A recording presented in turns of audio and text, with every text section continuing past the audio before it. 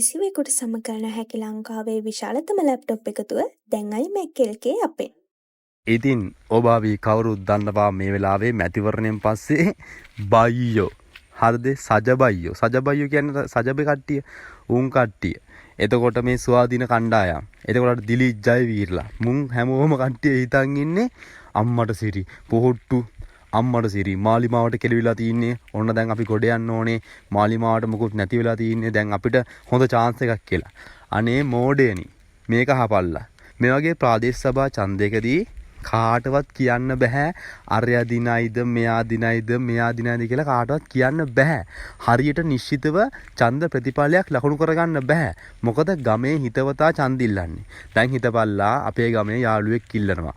ඌ ඉල්ලන්නේ පොල් ගෙඩියෙන් කියලා හිතපල්ලකෝ. එතකොට ඌ පොල් ගෙඩියෙන් ඉල්ලුවොත් යාළුකමට ඡන්ද දෙනවා. අන්න ඒ වගේ දෙයක් වෙන්නේ. හැබැයි ඌ ජනාධිපතිවරණය ඉල්ලුවොත් ඌට ඡන්ද දෙන්නේ නැහැ. ජනාධිපතිවරණය ඉල්ලුවොත් දෙන්නේ අනුර කුමාරට. අන්න ඒ වගේ දෙයක් තමයි මෙතනදී උනේ.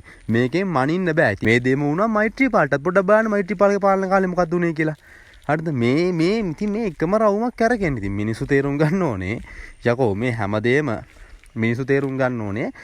මේ ඡන්දෙදී ගමේ හිතවත්කමට ගමේ ඉන්න පුද්ගලයාට ඡන්දෙ දෙන්නේ. දැන් උදාහරණයක් විදියට අපි දන්නවා බදුල්ල දිස්ත්‍රික්කයේ එක්කෙනෙක් ඡන්දෙ ඉල්ලුවා. එයා ජනප්‍රිය සර් කෙනෙක්.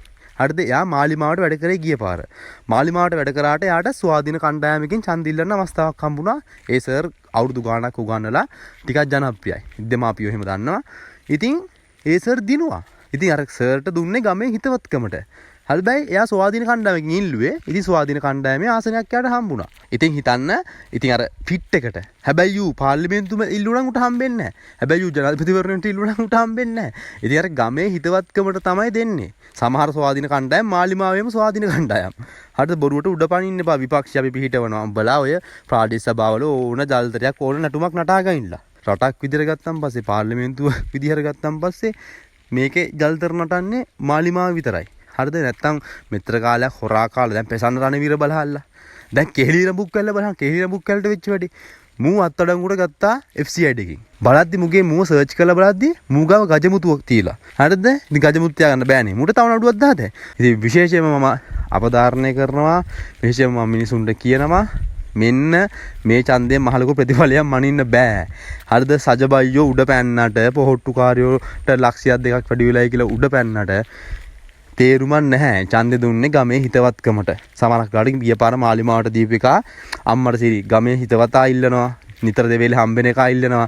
හරි උඹට මම මේ පාර දෙන්නම්. උඹ පොහොට්ටුෙන් දිල්ලන්නේ කමක් නැහැ මචං. උඹට මම මේ පාර දෙන්නම් කියලා. එහෙම දෙන්න පුළුවන්. ඉතින් ඒවා සාමාන්‍ය දෙයක්. මේකෙන් මනින්න බෑ. ඉතින් මම විශේෂයෙන්ම කියනවා මොකද කැළඹිලා ඉන්නේ සමහරක් කෙව්. කැළඹිලා හාරගෙන ඔලු පලාගෙන හමාරකම අඬනවා. ඉතින් ඒ වගේ හිතුවට උඹලා හිතුවට වැඩක් නැහැ. ඉතින් ඔබටත් මේ ගැන සිතන අදහස පහතින් දක්වන්න අමතක කරන්න එපා.